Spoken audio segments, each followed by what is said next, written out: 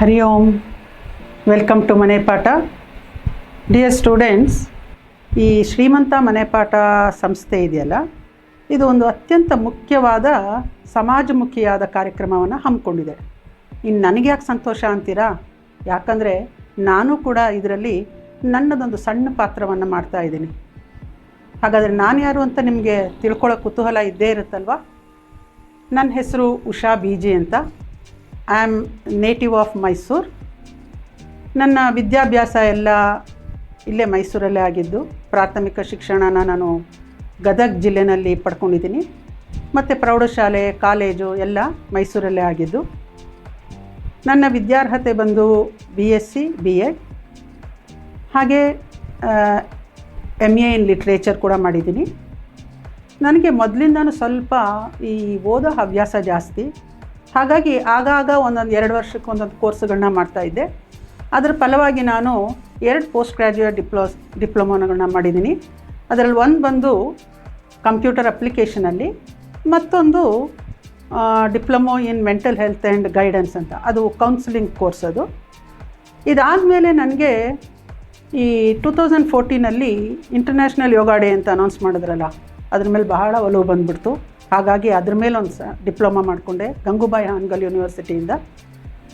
ಇದೆಲ್ಲ ಆದಮೇಲೆ ಯಾವುದೋ ಒಂದು ಆರ್ಗ್ಯುಮೆಂಟ್ಸಲ್ಲಿ ಆಸ್ಟ್ರಾನಮಿ ಅಂತ ಬಂದಾಗ ಆಸ್ಟ್ರಾಲಜಿ ಮೇಲೂ ಸ್ವಲ್ಪ ಇಂಟ್ರೆಸ್ಟ್ ಬಂದು ಅದರಲ್ಲಿ ಕೂಡ ವಿಶಾರ್ದ, ಪ್ರವೀಣ ಈ ಪರೀಕ್ಷೆಗಳನ್ನ ಮಾಡಿಕೊಂಡೆ.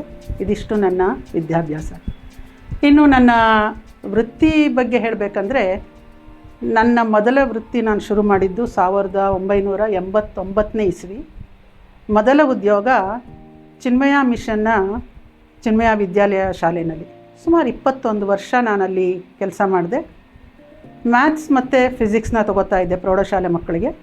ಅದು ಕಾಂಪೋಸಿಟ್ ಸ್ಕೂಲ್ ಆಗಿದ್ದರಿಂದ ಮಿಡ್ಲ್ ಸ್ಕೂಲ್ಗೂ ಕೂಡ ನಾನು ತೊಗೋತಾ ಇದ್ದಿದ್ದು ಉಂಟು. ಅದಾದಮೇಲೆ ನಾನು ರೋಟ್ರಿ ಸಂಸ್ಥೆ ನಂಜನಗೂಡಿಗೆ ಬಂದೆ. ಅಲ್ಲಿ ಪ್ರಿನ್ಸಿಪಾಲ್ ಆಗಿ ಒಂದು 5 ಇಯರ್ಸ್ ವರ್ಕ್ ಮಾಡಿದೆ. ಆಯ್ತಪ್ಪ, ಇನ್ನೇನೋ ಒಂದು 25 to 26 ಇಯರ್ಸ್ ಆಫ್ ಸರ್ವಿಸ್ ಆಯ್ತಲ್ಲ ಅಂದ್ಬಿಟ್ಟು ನನ್ನ ಇದಕ್ಕೆ ಮುಗಿಸೋಣ, ವೃತ್ತಿಗೆ ಟಾಟಾ ಹೇಳೋಣ ಅಂತ ಅಂದ್ಕೊಂಡೆ ಆ್ಯಕ್ಚುಲಿ. ಆದರೆ ನನಗೆ ಕೈ ಬೀಸಿ ಕರೆದಿದ್ದು ನನ್ನ MA ಕ್ವಾಲಿಫಿಕೇಷನ್ ಇತ್ತಲ್ಲ, ಅದರ ಫಲವಾಗಿ ಶ್ರೀಕಾಂತ ಫಸ್ಟ್ ಗ್ರೇಡ್ ಕಾಲೇಜ್ನಲ್ಲಿ ನನಗೆ ಆಂಗ್ಲ ಉಪನ್ಯಾಸಕಿಯಾಗಿ ಮತ್ತೆ ನಾನು ಜಾಯ್ನ್ ಆಗಬೇಕಾಯ್ತು. ಅದಾದಮೇಲೆ ಪ್ರಸ್ತುತ ಈಗ ನಾನು ಶ್ರೀ ಲಕ್ಷ್ಮೀ ಹಯಗ್ರೀವ ಕಾಲೇಜ್ನಲ್ಲಿ ಆಂಗ್ಲ ಉಪನ್ಯಾಸಕಿಯಾಗಿ ಸೇವೆಯನ್ನು ಸಲ್ಲಿಸ್ತಾ ಇದ್ದೀನಿ. ಅಲ್ಲಿ ಅತಿಥಿ ಉಪನ್ಯಾಸಕಿಯಾಗಿ ನಾನು ಕಾರ್ಯನಿರ್ವಹಿಸ್ತಾ ಇದ್ದೀನಿ.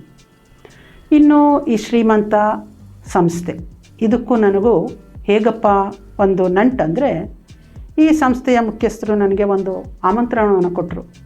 ಹೇಗಿದ್ರು ಮೇಡಮ್, ನೀವು ಹೈಸ್ಕೂಲ್ ಪಾಠಗಳನ್ನೆಲ್ಲ ಮಾಡಿದಿರಲ್ಲ ಅಂದ್ಬಿಟ್ಟು ಅವ್ರದ್ದು ಒಂದು ಈ ಯೋಜನೆ ಬಗ್ಗೆ ಹೇಳಿದರು.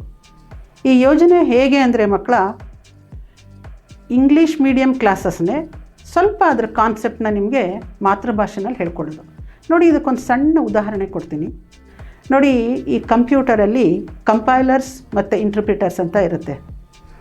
ಅದು ಮೆಷಿನ್ ಲೆವೆಲ್ ಲ್ಯಾಂಗ್ವೇಜ್ನ ಹೈಯರ್ ಲೆವೆಲ್ ಲ್ಯಾಂಗ್ವೇಜ್ಗೆ ಕನ್ವರ್ಟ್ ಮಾಡೋದಕ್ಕೂ ಮತ್ತು ಹೈಯರ್ ಲೆವೆಲ್ ಲ್ಯಾಂಗ್ವೇಜ್ನ ಮೆಷಿನ್ ಲೆವೆಲ್ ಲ್ಯಾಂಗ್ವೇಜ್ಗೆ ಕನ್ವರ್ಟ್ ಮಾಡೋಕ್ಕೆ ಇರುವಂತಹ ಕಾಂಪೊನೆಂಟ್ಸು. ನೋಡಿ, ನಾವು ಹುಟ್ಟುತ್ತಾನೆ ದೇವರು ನಮಗೆ ಇದನ್ನು ನಮ್ಮ ಬುದ್ಧಿನಲ್ಲಿ ಇಟ್ಬಿಟ್ಟಿರ್ತಾರೆ. ಯಾವ ಲ್ಯಾಂಗ್ವೇಜ್ ನಮಗೆ ಅರ್ಥ ಆಗುತ್ತೋ ಅದನ್ನು ನಾವು ಯೂಸ್ ಮಾಡ್ಕೋತೀವಿ ಅಂದ್ಬಿಟ್ಟು. ಹಾಗಾಗಿ ಮಕ್ಕಳ, ಈ ಮಾತೃಭಾಷೆ ಅನ್ನೋದು ಬಹಳ ನಮ್ಮ ಹೃದಯಕ್ಕೆ ಹತ್ತಿರವಾದ ಭಾಷೆ. ಈ ಶ್ರೀಮಂತ ಮನೆ ಪಾಠಲ್ಲಿ ನಿಮಗೆ ನಡೆಯೋದು ಅದೇನೆ. ಇಂಗ್ಲೀಷ್ ಮೀಡಿಯಂ ಪಾಠನೇ ಮಾಡೋದು, ಆದರೆ ಅದರ ಒಂದು ಕಾನ್ಸೆಪ್ಟ್ ಏನಿದೆ ಅದನ್ನು ನಾವು ನಿಮಗೆ ಮಾತೃಭಾಷೆಯಲ್ಲಿ ಹೇಳ್ಕೊಡ್ತೀವಿ. ಹಾಗೆ ನೀವು ಮಾತೃಭಾಷೆಯಲ್ಲಿ ಕೇಳಿದಾಗ ಏನಾಗುತ್ತೆ, ಕಾನ್ಸೆಪ್ಟ್ ಫಸ್ಟ್ ಕ್ಲಾಸಾಗಿ ಅರ್ಥ ಆಗುತ್ತೆ. ಇನ್ನು ಲ್ಯಾಂಗ್ವೇಜ್ ಅಂತೂ ಬಂದೇ ಬರುತ್ತೆ ನಿಮಗೆ.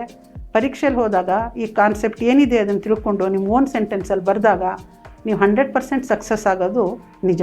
ಹಾಗಾಗಿ ಮಕ್ಕಳ, ನಂದು ಏನು ಉದ್ದೇಶ ಅಂದರೆ, ನೀವೆಲ್ಲರೂ ಈ ಒಂದು ಏನು ಈ ಸಂಸ್ಥೆ ನಡೆಸ್ತಾ ಇದೆ ಇದರ ಉಪಯೋಗವನ್ನು ತಗೊಳ್ಳಿ ಅಂತ ಆಶಿಸ್ತಾ, ನಿಮ್ಮೆಲ್ಲರಿಗೂ ಒಳ್ಳೆಯದಾಗಲಿ ಅಂತ ಕೇಳ್ಕೊತಾ ಇದ್ದೀನಿ.